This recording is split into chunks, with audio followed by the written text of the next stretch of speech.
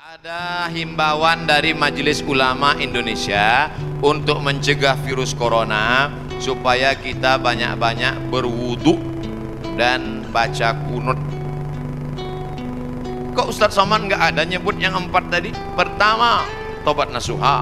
Yang kedua, solawat. Yang ketiga, sedekah. Yang keempat, amar ma'ruf nahi mungkar. Kok nggak sama dengan MUI Ustadz? Berwudu. Tadi kan kita bahas sholat taubat. Mungkinkah orang sholat taubat nggak pakai wudhu? Jelas? Jadi jangan nanti katakan Abdul Somad melawan MUI.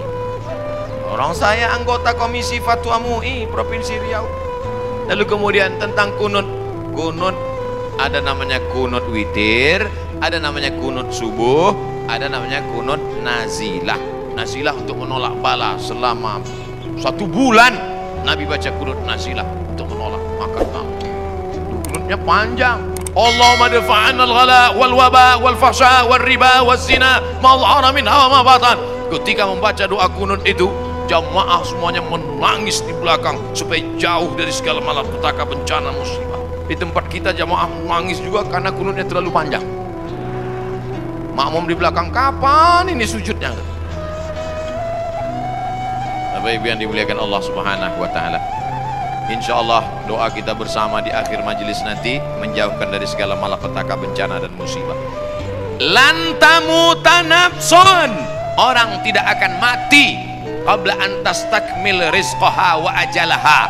Orang tidak akan mati sebelum ajalnya penuh, sebelum rezekinya penuh. Kalau ada orang mati, itu bukan karena ditabrak, bukan karena jatuh, bukan karena virus, tapi karena ajalnya dan rezekinya sudah penuh. Itu harus diyakini. La haula wala quwata illa billah. Tapi tetap harus ada usaha. Jangan pulang dari sini yang anak-anak muda langsung pakai motor, nggak pakai rem lagi. Tangkap sama polisi. Kenapa kamu lewat lampu merah nerobos? Lan tamuta nafsun qabla an tastakmil rizqaha wa ajalaha. Orang tidak akan mati sebelum rezekinya penuh dan ajalnya penuh. Kata Pak Polisi, saya juga hadir ceramah tadi.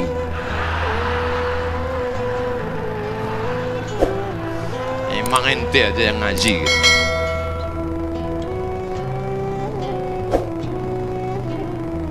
Bagaimana kita bisa membedakan musibah, cobaan, bencana atau azab?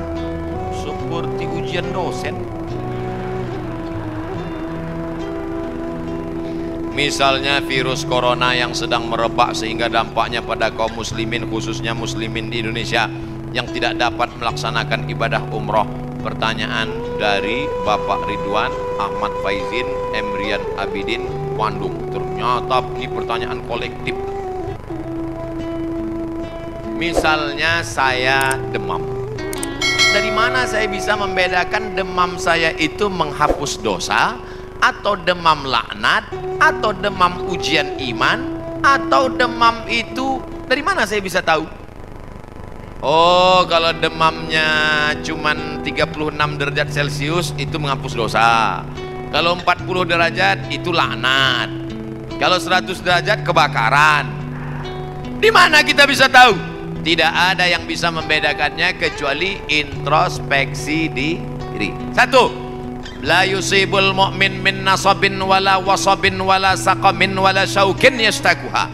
Kalau ada orang yang kena susah hati, gundah gulana, sakit, duri menusuk tapak kaki, keluar dari rumah lupa pakai sendal, melangkah, duri menusuk tapak kaki, illa kafarallahu anhu biha sayyi'atuh, maka dengan itu sebenarnya Allah ingin membersihkannya dari dosa.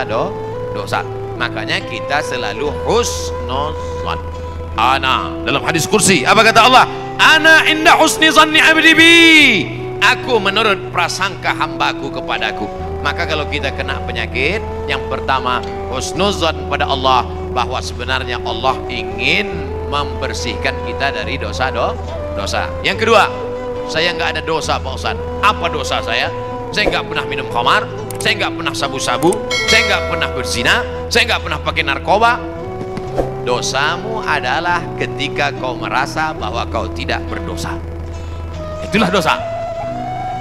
Dosamu adalah ketika engkau sehat tapi tak kau pakai mensyukuri nikmat Allah, itulah dosa.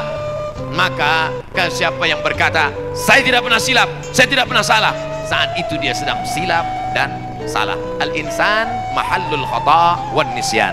Manusia tempatnya silap, lupa dan salah. Yang kedua, ketika kita sakit, sebenarnya Allah ingin mengangkat derajat kita, karena sebetulnya amal kita tidak cukup. Kita sudah ditempatkan di tempat surga Jannatul Firdaus, tapi ketika malaikat ditanya, sudah cukupkah amalnya? Belum.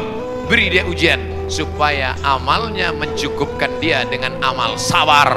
Ada amal yang lebih tinggi dari tahajud, lebih hebat daripada jihad. Apa dia? Innama yuwaffas sabiruna ajrahum bighairi hisab. Amal sabar, menerima musibah, tidak caci maki, sumpah serapah. Yang ketiga, bisa jadi laknat Allah. La ta'murunna bil ma'ruf. Mestinya kau tolong saudaramu yang ada di Uighur, mestinya kau bantu saudaramu yang sedang teraniaya di India, tapi mulutmu diam, kau tak mau menolong. Ketika musibah dikirimkan Allah dalam bentuk bencana, ternyata yang kena bukan yang jahat-jahat saja, yang baik-baik pun ikut juga kena.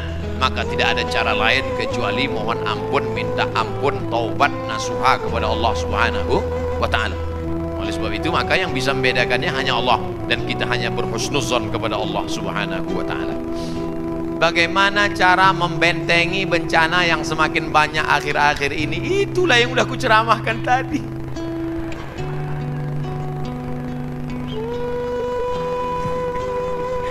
Itulah yang sudah kita bicarakan selama 1 jam 15 menit tadi, brother. Tadi saya yakin ini pertanyaannya dibuat sebelum ceramah. Apabila kita sudah baca amalan-amalan penangkal musibah, tapi musibah masih saja terus datang, bagaimana sikap kita sebagai muslim? Man lam yardha bi qada'i, siapa yang tidak ridha menerima takdirku, walam yasbir bi bala'i, siapa yang tidak sabar menerima ujianku, falyatlub rabban siwaya, carilah Tuhan selain aku. Ada Tuhan selain Allah? La ilaha illallah. Maka kita tidak ada cara lain kecuali ridha, ikhlas, terima ketetapan Allah. Makanya ketika bangun pagi apa doanya? Raditu billahi rabba, aku ridha menerima Allah sebagai Rabb. Apapun yang kau beri aku terima ya Allah. Wabil islami dina, aku ridha Islam sebagai agamaku. Apapun perintah dan larangan Islam ku amalkan. Wabi Muhammadin nabiyya wa rasula, aku ridha Muhammad sebagai rasulku.